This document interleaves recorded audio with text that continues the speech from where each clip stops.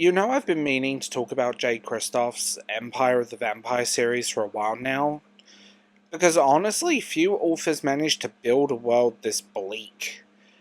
This is honestly poetic, and it's unapologetically beautiful and brutal. Still makes you want to live in it somehow. And before we go any further, don't worry, this video is completely spoiler-free. This isn't a review or breakdown of plot points. Think of this as more of a deep dive into the feel of those books, what makes them special and why they hit so hard for fantasy readers, especially me, who want something with some real bite. And yes, the pun was very intended. Welcome to this episode of The Bald Book Geek. My name is David James, and welcome. Remember to like, subscribe, and if you hit that hype button, that would be recommended. Also, if you want exclusive content, early access, and ad-free versions of my videos, please check out my Substack, Patreon, or consider becoming a YouTube channel member. Let's start with the glaringly obvious, because the world of Empire of the Vampire series isn't just gorgeous in the grim end of days kind of way, it's a setting where the sun has literally stopped rising. It plunges everything into eternal twilight, and humanity is clinging on by the fantasy candle flames. Kristoff doesn't write pretty fantasy worlds full of elves and dancing light. He writes decay. He writes about monsters, sin, and faith. And maybe those monsters are a little too human, and humans who are maybe a little bit too monstrous. That's what makes this series stand out. It's not trying to be edgy for the sake of it. It's more of a love letter to old school Gothic horror. Think Dracula meets... God, countless fantasy novels. Just put that into context. It's a love letter to that Gothic horror that I love. With the sheer narrative arrogance of someone who knows how to swim in a lyrical sentence and swing it around like a sword. And I mean that. The first book, Empire of the Vampire, introduced us to Gabriel, a character who feels like he stepped out of some mystic tragedy. He's not your typical brooding fantasy protagonist. He's flawed, he's complicated, devout in the most frustrated way. Kristoff's writing here is everything people either love or hate about him. It's lush, it's self-indulgent, and sometimes it feels like you're reading a heavy metal band writing in stained glass.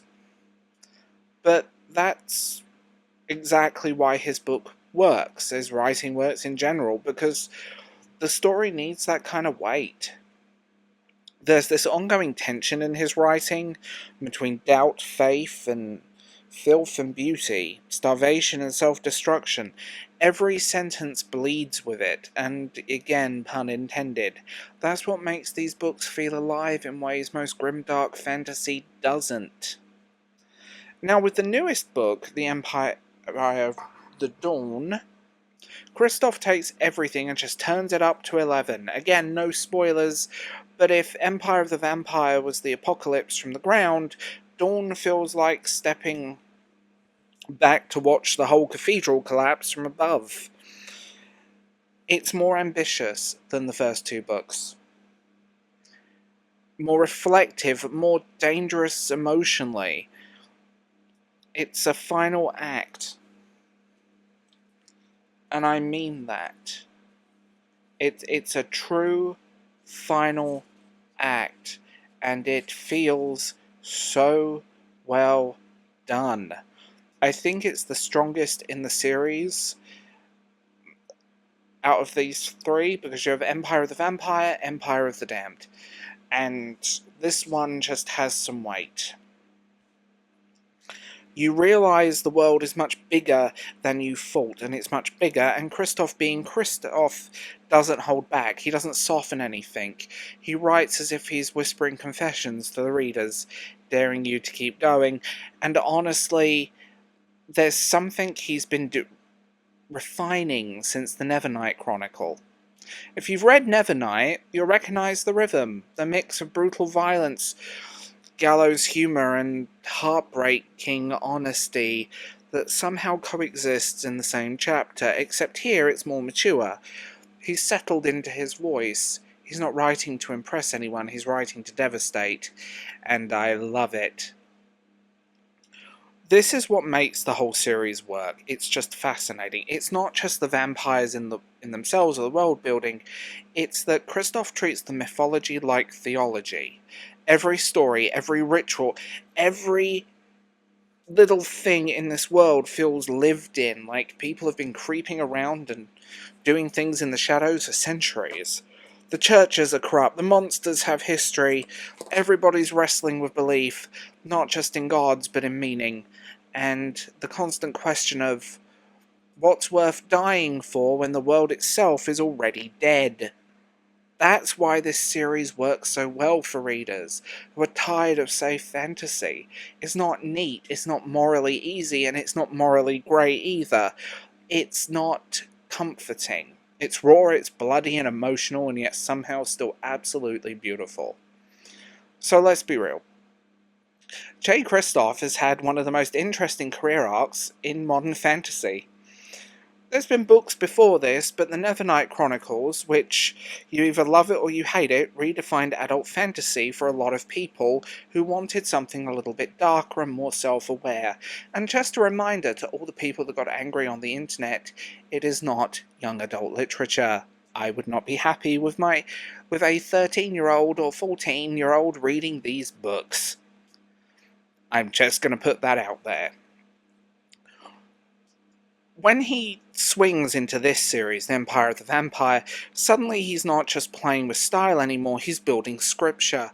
It feels biblical in scope, cinematic in execution. He's writing like a man who's read every Gothic book ever printed and thought cool, but what if we made it hurt more? You can tell Kristoff's a writer who isn't afraid to risk sincerity. He can drop the funniest, filthiest jokes in one line and then sucker punch you with heartbreak in the next line. And that's something I miss in a lot of modern fantasy. The willingness just to feel things without irony. Empire of the Vampire series feels like it was written at 3 AM by candlelight with a man in a white mask playing cathedral music. You know, the Phantom of the Opera just churning in the background.